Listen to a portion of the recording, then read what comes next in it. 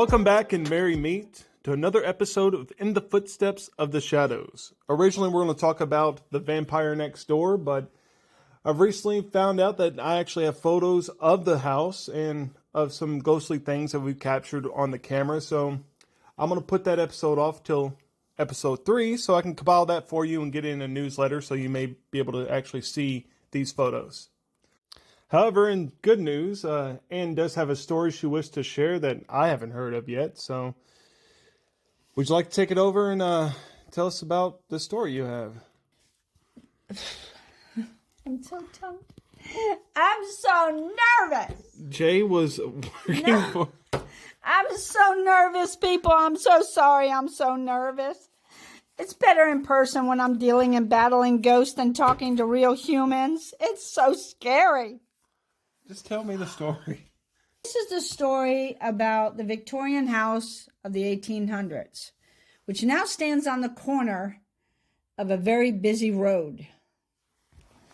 Jay was working for my late husband on a part-time basis, but he was a painter by trade. That's how I met him. He came over one evening and he told me that the place where him and his co-workers are living at, as they do their painting here in this part of town, they're having paranormal activity, and James told him that I can deal with that kind of stuff. So I said, okay, and I set up a time for 7 o'clock that evening to go over there and check it out. Of course, I get my bag of my little goodies together that you never know what you're going to run into, and then I went over there. The workers weren't home that night. They went out partying, which was just the perfect time. That's why he wanted me over there at 7. So what he told me was happening was the supervisor kept getting himself butted out of bed. I mean, literally kicked out of bed and thrown on the floor. And he was getting angry with this. This would happen only to him, only the supervisor. And it happened like 3 times. He moved in another room. It happened in another room. It didn't matter where he went. He was always getting kicked out of bed. He was fed up with this. But he had to stay there to finish the job. So he had to live there. What did the house look like? The house was Victorian. It was 2-story with a basement and add-ons in the back. It was a dirty pink color, so I guess in its time it was beautiful pink. It was gorgeous pink with white trim. And on the eaves of the points, they had Victorian scalloping type wood to make it look Victorian. It was so beautiful. It was... the old window still, where when you look out the window, it looks like a bubble. Oh, it's like the old glass window. Yeah. They were still in there, which they were drafty, but they were still in there. Yes. So anyways, I went over there. It was 7 o'clock. I walked in the door and there was a front room. And there was a couch there and a chair. And it was really dirty in there because the guys didn't take good care of the place, you know. They were painters, and they come home from painting, they didn't care. They just drank, partied, and fell asleep, passed out. But I noticed when I was in there that the floor in the corner had a big red mark in the wood, and it was like deep penetrated into the wood. And Jay said that, oh, this is paint, and we all know it's paint. We tried to scrape it up, but it won't come up. I said, it's not going to come up. And he says, why not? I said, because that ain't paint, that's blood. He says, what? And I said, yeah, somebody got murdered here. And I would say it wasn't in the 1800s that they got murdered. It was later in life that a person got murdered here in this front room. And then he says, really? And I said, yeah. And probably if you moved all the boards, you'd probably find the dead skeleton underneath there, because I'm sure I feel they planted the bodies right underneath the house. So I started looking in the closets and any little coves that were in there. And I noticed this bony man that was in the closet that peeked out. And he looked really sad and really scared, frightened, scared. And I told him, I said, you should not be here. You should have crossed over. You should have went home. Why are you here? And he started to back away. So I put a lit candle in there so he can have some brightness. So I tried to talk to him about crossing over. If they see the light, see a candle light, they can put it in their brain, or put it in their subconscious. It isn't a brain no more, but their subconscious, so that they know they've seen a beam of light somewhere that they should have followed. It's just to trick the mind, whether they're dead or not. It's for them to remember. And I shut the door back and I left him alone because he wouldn't come out and he wouldn't listen. So I touched the blood, because I can touch things and see things. I touched the blood, and what I saw was this man came running in the door, was going to shoot him with a gun, whacked him over the head, cracked his skull open, and that's what the blood was. But he shot him after he fell down because he wanted to make sure he was dead. I don't know if he owed him money or whatever, but he was very angry and he busted the door in and he shot him. And that bony man must have saw what happened and they killed him too. And that's why he's in the closet. Well, that was a sad beginning right there. That was really, really sad. But I wasn't going to tell Jay anything until I was completely done. So he just backed away but followed me and just, we took it from there. He said that in the kitchen, when they go to cook in the kitchen, for some reason, all the dishes always fly off the counter. Glasses just get broken right in front of them. They were frying some bacon and the bacon just flipped right off the stove. So they quit using the front kitchen, and there's a second kitchen in the back part of the house. So they wanted to use it back there, but the stove wasn't hooked up. So they still had to keep fighting whatever was in this kitchen, and they were hoping I could figure it out so they can cook their meals. Or they would have to use a little hot plate that I had. Yeah. They went with a hot plate. And just to clarify, did you see what this guy looked like, the one that got murdered? Yes, I did. He was tall. He was in a suit and tie, like he was a businessman. And the one that came in was in a more slicker, shinier suit. But he looked like he was from maybe a gang or something, I don't know if he owed the guy money or something, but they were fed up with him and they just busted the door in and came right to him and were going to kill him. And they did. Oh, damn. Mm-hmm. Okay, so in the kitchen, I knew by what it sounded like it was a poltergeist, but it was a playful poltergeist, and I wasn't sure of the age. So what I do on things like this is, and this sounds kind of goofy, but it's always been my way to be able to kind of rewind my brain and see what was going on. I stand in the middle of the room and I go in the opposite direction to rewind something that they went through so I could see it. And the last thing was the pan of bacon being thrown off the stove. When I saw it, it was a little girl. She's about 7 or 8 years old. She had brown hair, pigtails, beautiful, cute little red dress with flowery white flowers all over it, little dainty white flowers all over it. And she was giggling. She put her hands together and she'd giggle. And she thought everything she did was funny. And I said, that is not funny. And she noticed I could see her. So she disappeared. And I said, nope, that isn't going to help. So I could take my hands and I can feel energy. So I went around the room in the kitchen and I found her and I said, appear right now. Come to me right now and appear. And so she did. And I says, you have to stop doing this. I says, you're keeping people from being able to eat their food. I said, this is not nice. This is bad. And I said, I know your mother isn't here to yell at you, so I'm going to be your mother for you. You're going to stop this, or I'm going to have to take you out of this house, and you can never stay here again. And I can do that because I can see you. I can catch you because I just did it. So all of a sudden, everything just fell off. Everything that was on the counter, anything, she threw a tantrum. She threw everything on the floor. Jay went out of the house at that point. He went outside. He says, I'll be outside. I said, fine. I said, throw your tantrum now. I said, because I'm going to find you and I am going to collect you and you are going to be gone. And I can do that.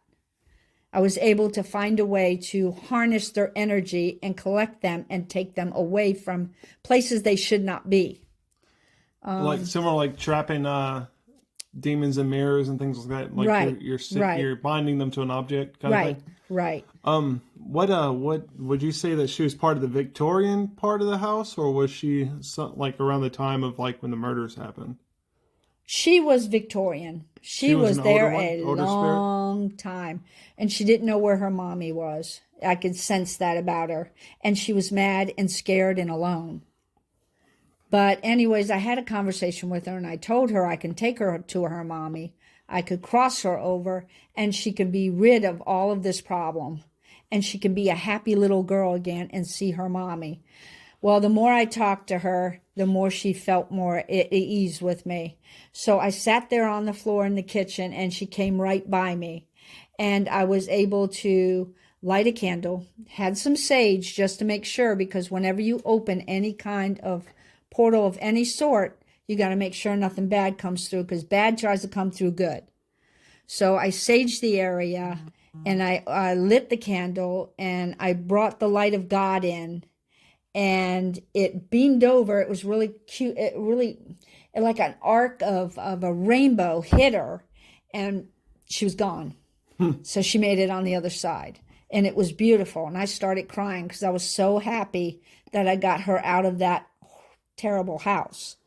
And I went and got Jay, and I said, Jay, it's all over. Everything's fine. You got a messy kitchen. She won't be coming back no more. He goes, wow. That's amazing. How'd you do that? And I went, it's a long story. I can't tell you. I got to still finish the house. And he goes, okay, where do you want to go now? And I says, well, can we go upstairs? He says, sure. So we went upstairs. Upstairs, to the right, and you go down, was a bathroom. And it was calling to me. And I said, Jay, I got to make a little U-turn here. I got to go in this bathroom. He says, oh, well, that bathroom don't work. And I said, no, not to use it, to close a portal. He goes, oh, okay, because he thought I had to go. That was funny. I said, no, I got to close this portal. With me, I bring metal rustic pieces.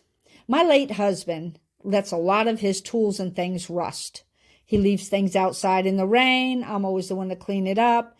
But in the end, those rusty pieces help protect me. Like the nails and things like that? Yes, yeah. Yes. So I had like something like flat bars. He had these flat bars with holes in it that could conjoin wood together. Yeah, I know what you're talking about. Yeah. Well, they were rusted, and it was the right size. There was one that was about almost 6 inches. Well, in the bathroom there was the toilet, and it was an old toilet. Like they haven't done nothing with it. And there was a portal, but it was a portal I've never seen before, because it went from the roof of the house down to the floor, and it was narrow, like 5 inches wide. And inside it was glistening, kind of like a warbling, glistening effect. And I've never seen a portal like that. And I went, this one's really wicked, and I have to shut it down, because this one, I don't know what can be coming through this. So I did my mojo, what I had to do, and my metal, and I said what I needed to say, because everything comes to mind at the time when need be, and I was able to close it, and literally I could see it closing from the top to the bottom, and I heard it go shh, just like that. And I said, good, and you keep the metal there, you keep that rustic metal there, that's like a lock. Yeah. So I said, okay, that's closed. So then I went around, and I heard these women giggling, and I'm going, oh, okay, I'm going to be running into some more ghosts. And he says, yeah, there's another room over here. I said, it's the parlor. He goes, it's the what? I said, it's the parlor. They call that back in the 1800s. And he goes, okay. And it was really shaped really beautiful because the window came out like octagonish. Oh, And okay. it was beautiful, like almost Is round. that like the what do you call it? Like the sitting windows Yeah, that's set up, that has like the shelf or the seat, like a yeah, bench where you yeah, just sit and read yeah. in It front of the was like window. that. Yeah. Okay. It was a beautiful room, and it was like a minty green, really minty green, but it was dingy and like water damage came down the walls. So they haven't done the work up there. I stood inside the room, and all of a sudden, all these beautiful women in their corsets and their beautiful wide gowns, puffy gowns, came out of nowhere, and furniture started forming, and they were having tea, and I kept hearing little teaspoons hitting tea, Like like like teacups, teacups, yeah, yeah. teacups and And I kept saucers. hearing that before then, but when I walked in there and saw it, I went, this is the parlor, they're having their tea. And they all saw me, and they ignored me. They turned back and talked did their thing. But it was a beautiful feeling. It was so calm, and it was like I didn't want to leave. It it was the only happy place, the only happy room in the place was in that parlor with them. And I said, this is just so beautiful. He says, what do you see? And I told Jay everything I saw. And he says, really? He said, I keep hearing clanging. I said, it's them stirring their teacups. He goes, well, makes sense, I guess. Okay. And I said, but they never come downstairs. They stay up here and they do their social event over and over and over again. They just keep repeating it. But it was a pleasant time for them. So they love that room. And as I started to walk out, I didn't want to leave, but I looked back and I looked at them and they looked at me, and then they went back to talking. And then as soon as I left the doorway, it went back to empty. But that was a beautiful, beautiful room. And the women's gowns were so gorgeous. They really were gorgeous back in that time. They were beautiful curls and they were just gorgeous. So, yeah, that was the teacup room. So then I said, okay, Jay, we got to go back downstairs because we got to deal with the person who keeps kicking your supervisor out of bed. He says, well, I hear a lot of noise in the kitchen, the back kitchen, that doesn't work. So I said, okay, we'll go back there. I went in there and I turned around and noticed there was a man outside. He had Farmer Joe pants on with the straps and a t-shirt, a white t-shirt, and he had his hands in his pocket and he was walking around the property. I went, that's him. That's the one that's mad. And I said, he's the one that keeps kicking your supervisor out of bed. And I said, let me follow him and see what the problem is. So I started walking with him, and he noticed I was walking. He'd stop. He'd look back at me. And then I'd stop. And then we'd start walking again. But what I saw on the side of the house was this big, big tub bucket. And it was full of beer cans from them drinking and partying. Like a And wash bucket kind of thing, or was it more no, like a? big barrel. Oh, okay, okay. Well, they were collecting the aluminum, I guess. But the thing was, some of them spilt over, and he was looking at that. So I knew right away this was his property, this was his house, and they were making a mess of it. Ooh. And he was teed off. He says that there are times when they would start to play music and the music would cut off. The electricity would just shut down. I said, it's because he's mad. He doesn't want you all there. He don't want you messing up his home. And this is who it is. It's the previous owner, I don't know when, of this house. And he doesn't want you messing it up. So he started to walk out into the field, and I walked out with him, and I went down and I touched the ground. And when I did, that's when it all changed. It got green, it got hilly, mountains. He was showing me where his house wow. used to be and how beautiful it was. I turned around and looked at it, and it was still a pink house, but it was like redone, and it was beautiful. Vibrant, refreshed, Oh, like yes. new, basically. He took really good care. He loved his home. He really loved his home. And these painters are ruining his house. So this must be before the freeway and stuff put Right, in, all that before stuff. all of that, was even built. It was back when it was actually Mother Nature around. Right. So he showed me that, and then he faded away. He just disappeared. So anyways, I was telling Jay all of this, and I went back in the house, and I said, the only thing y'all can do is, number one, you can't do no heavy partying while you're still here, or you're always going to have electrical problems, and things are going to shut down. And you have to keep the outer exterior of the house clean. No more beer cans, soda cans, spilt all over the place. Show a little respect for the previous owner that's not here. Now, I don't know what your supervisor is going to think of all of this, but if you don't do this, he's going to keep having problems. And I don't know what he could do to him with that anger he has pent up. So I gave it all to Jay, and I told Jay everything, and that was the history of the house. Jeez. Were you able to cross any of them over, though? The little girl. You were able to get her? The little girl went over. I went back in the closet where the candle was burning, and all he did was come out, show his face, just a part of his face, and back in. So I blew the candle out and just left it there, to try to show him a little warmth and love. But he would not. He would not leave. Budge. No, he would not leave. No.